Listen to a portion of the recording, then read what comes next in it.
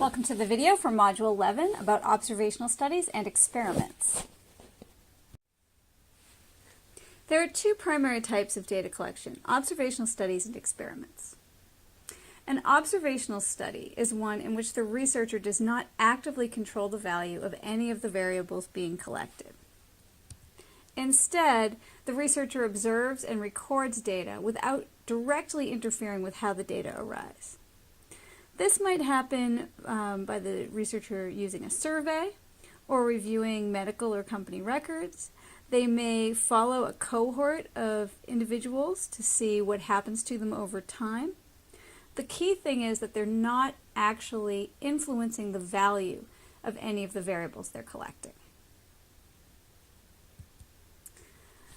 Key thing to understand about observational studies is that they can provide evidence of an association between variables that occurs naturally, but they cannot establish cause and effect relationships between variables. And we'll see why in a minute.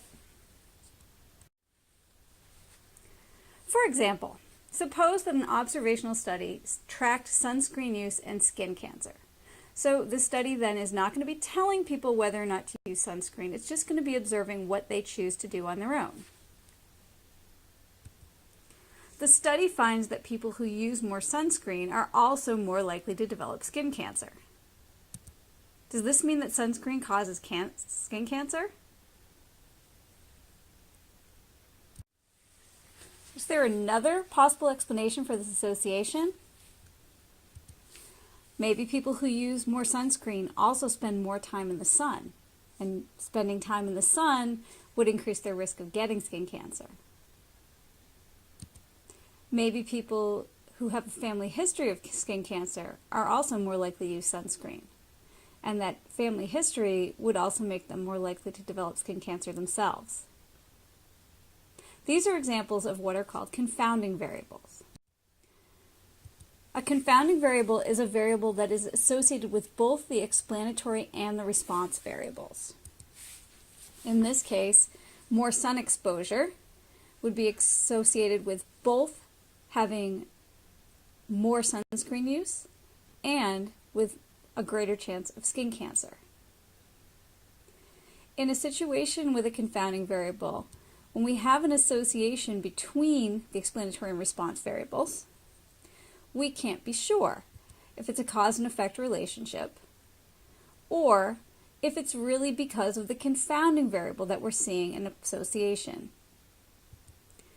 So a confounding variable gives a plausible explanation besides cause and effect for the relationship that we observe between the explanatory and the response variables. The possibility of confounding variables makes it impossible to make cause and effect conclusions from observational studies. And this is really because when you allow people to choose the value of the explanatory variable, whether or not they're using sunscreen, the people who choose to use sunscreen may differ in important ways from people who choose not to. And this will always be true in an observational study. There's always the possibility of confounding variables. So how can we eliminate confounding variables? Remember that to be a confounding variable, the variable must be related to both the explanatory variable and the response variable. If we can eliminate the relationship between the possible confounding variable and the explanatory variable, then we no longer have a confounding variable. And by eliminating the relationship between possible confounding variables and the explanatory variable, we would then be able to make a cause and effect conclusion. So the next thing we need to figure out is, well, how can we eliminate the relationship between any possible confounding variable and the explanatory variable? In an experiment, the researcher controls the explanatory variable by assigning subjects to treatment groups. When the subjects are randomly assigned to a treatment group, the experiment is called a randomized experiment. randomized experiments make it possible to show a cause and effect relationship between two variables. Why does a randomized experiment let us make cause and effect conclusions? Remember that to be a confounding variable, the variable must be related to both the explanatory variable and the response variable. When subjects are randomly assigned to treatment groups, the groups formed for the explanatory variable will end up being similar in all ways except for which treatment is received. For example, if I randomly assign people to use sunscreen or not use sunscreen, then people who spend a lot of time in the sun should be pretty evenly split up between the sunscreen group and the non-sunscreen group. If I randomly assign people to wear sunscreen or not, then people with a family history of skin cancer should be pretty evenly split up just by random chance between the two treatment groups. What this means is that the relationship between any possible confounding variables and the explanatory variable are eliminated, which means that they can't act as confounding variables, and we can make a cause and effect conclusion. So, random assignment, randomized experiments, allow us to make cause and effect conclusions. So it seems like it would always be nice to know whether or not the relationship between two variables is a cause and effect relationship. So why would we not always do a randomized experiment? One reason is ethics. As I was talking about how I might do an experiment to try to find a cause and effect relationship between sunscreen and skin cancer, you probably noticed that it didn't seem reasonable to randomly assign people to use sunscreen or not. This is because if we have reason to believe that sunscreen may be beneficial to people who spend a lot of time in the sun, it really wouldn't be ethical to assign people to not use sunscreen and go out in the sun.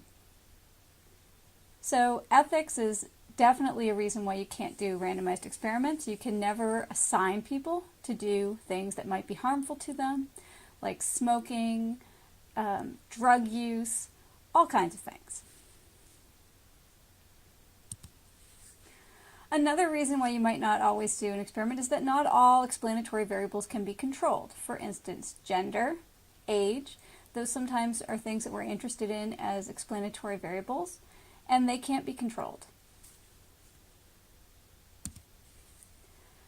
Also, randomized experiments tend to be more expensive and more complicated to carry out than an observational study, which tends to be faster and less expensive.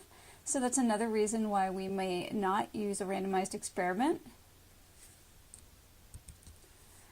And then another important reason is that when we do a randomized experiment, we have to rely on volunteers who are willing to participate in the experiment and are willing to accept the possibility that they may be randomly assigned to either treatment group. And when we rely on volunteers, we get a group that are not representative of the larger population. And so it limits our ability to generalize the results and say that the relationship between variables that we see in our study group would be similar outside of this randomized experiment. When we're trying to think about the types of inferences we can make based on our study design, there are two questions we should ask ourselves. First, can I make a cause and effect conclusion from the results of this study? And the answer is that we can only do that if the data came from a randomized experiment. The second question we should be asking is, can I generalize the results from this sample to a larger population? And we can only do that if the data came from a random sample of the population. Otherwise, the data aren't likely to be representative of the population, and we shouldn't generalize. This ties into thinking about whether it's better to use an observational study or an experiment. Really, it depends on the goal of your study. To understand how variables are associated in the general population, it's best to use an observational study with a random sample. This way the results can be generalized, and we know that the association we see in the sample is likely to also exist in the larger population. If the goal of our study is to establish a cause and effect relationship between variables in the study group, then it's best to use a randomized experiment with volunteers. This will limit the ability to generalize the results, but it will allow us to make the conclusion that the explanatory variable caused the difference in the responses among the people that we studied.